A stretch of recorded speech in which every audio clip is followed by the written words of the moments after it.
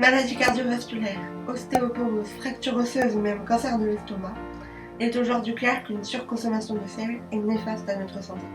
C'est pourquoi j'ai créé la Salimite, une salière permettant de nous aider à limiter notre consommation de sel. Bonjour, je m'appelle Arthur Ardon, j'ai 15 ans et j'ai gagné le prix Innové en janvier 2019 grâce à ma Salimite. J'avais 13 ans, j'étais en 4ème et je ne connaissais pas grand chose en électronique. Il m'a donc fallu acquérir les compétences. Pour cela, j'ai créé plusieurs prototypes. Maintenant, pour ce qui est de son fonctionnement, c'est très simple. Comme vous pouvez le voir, sur le dessus, il y a 4 boutons fonction. Le vert m'est attribué, le jaune c'est celui de ma mère, le marron celui de mon père, et le rose celui de ma sœur. Ils correspondent aux quotas individuels. Par exemple, moi, lorsque je voudrais me servir un sel à table, je vais appuyer sur mon bouton vert qui m'est dédié. La salière va alors se mettre un nombre du sel à ma demande, à condition que je ne dépasse pas le quota programmé.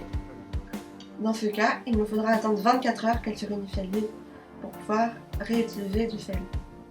Comme vous avez pu le voir, sur le côté de la Salimite, il y a 3 lèvres. Les dernières permettent de connaître sa consommation en temps réel. De plus, il y a un 5e bouton. Celui-ci est utilisé lorsque l'on cuisine et que l'on souhaite saler un plat.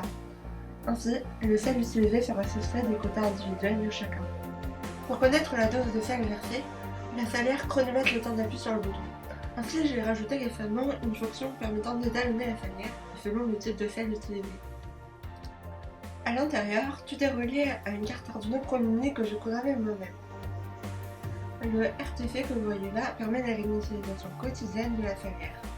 Le transistor ici permet le contrôle du moteur. Et ça c'est la batterie. À la base, j'avais mis une pile, mais je voulais pouvoir recharger la salière. Les quotas sont enregistrés dans la mémoire interne de l'Arduino, permettant ainsi d'éteindre la salière sans perdre les données. Pour mieux miniaturiser et avoir une version plus aboutie de la Salimite, j'ai opté pour la création d'un circuit imprimé. J'ai modélisé puis fait usiner. Et j'ai finalement déposé un certificat d'utilité pour protéger mon invention. Voilà, c'était Arthur Ardon pour la Salimite.